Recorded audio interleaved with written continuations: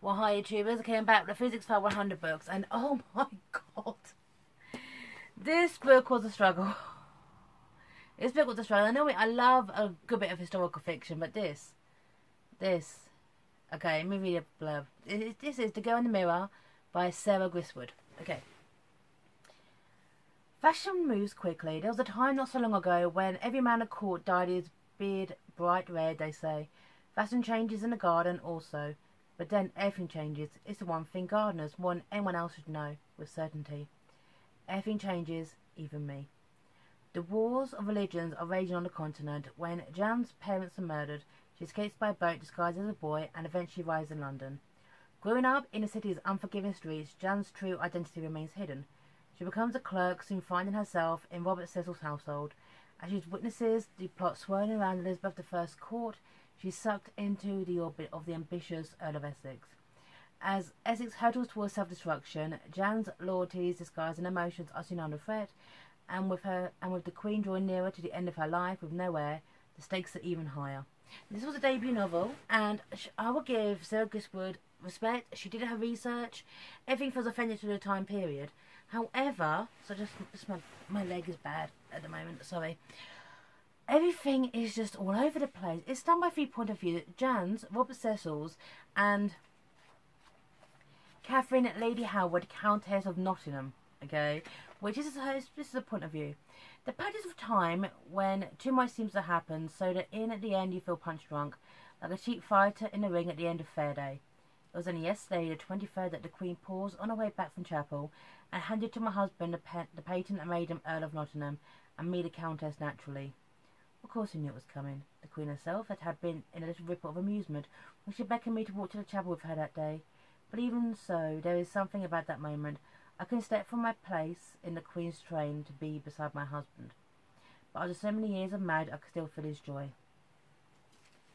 Nice. That's nice. Okay. But this is about the Essex Rebellion, which was in 1601, and I got Wiki over here telling me this, against Elizabeth I of England and the court faction led by Sir Robert Cecil to gain further influence at court. Okay? Right. So, it's about the Earl of Essex who's about to die, a little bit, okay, about the Countess of Nottingham, and a French woman disguised as a guy. And everyone sees it, by the way. It's not subtle. It is not subtle about it. But that's the thing is, the whole idea of Jan in 1601 as a teenager wearing men's clothes and fitting in that world could have done so much more with it. There's the book The Queen's Fall by Philippa Gregory, okay, that also kind of explores this. This could have been way more. Just the idea of working class Elizabethan times, man dressed as a boy, and I guess by the end, the book came out a few years ago. So in the last 4 pages, she actually puts a dress back on, and becomes a woman again. Yeah. Yeah, it's only the last few pages. That.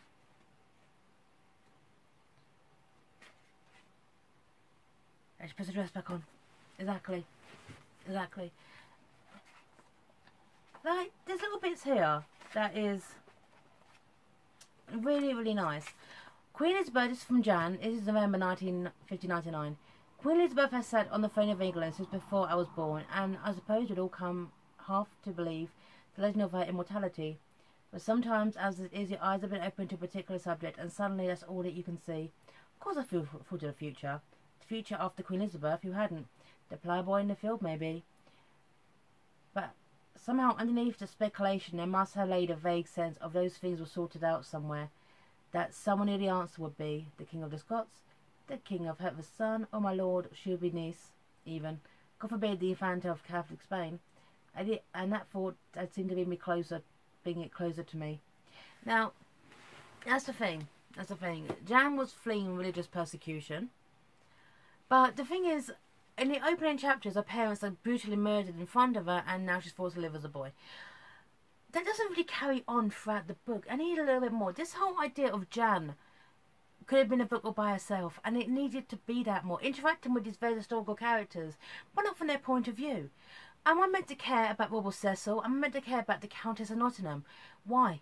Why? If you'd just shown a straight narrative from Jan's point of view in this world, okay, which encompasses 1583 to 1601, a much better book. Therein lies the thing. Therein lies the thing.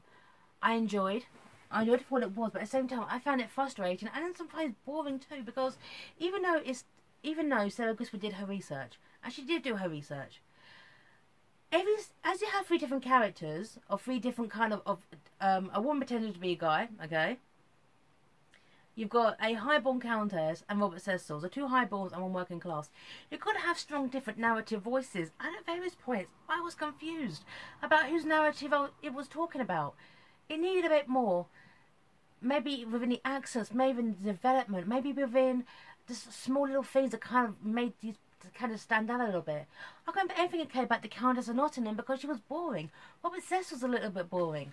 Jan would have been stronger without these two other protagonists. Detagonists. Yeah, so The Girl in the Mirror by Sarah Gristwood, good but not great. Okay, so that's pretty much it, YouTubers. Features for 100 books and sign off, and bye now.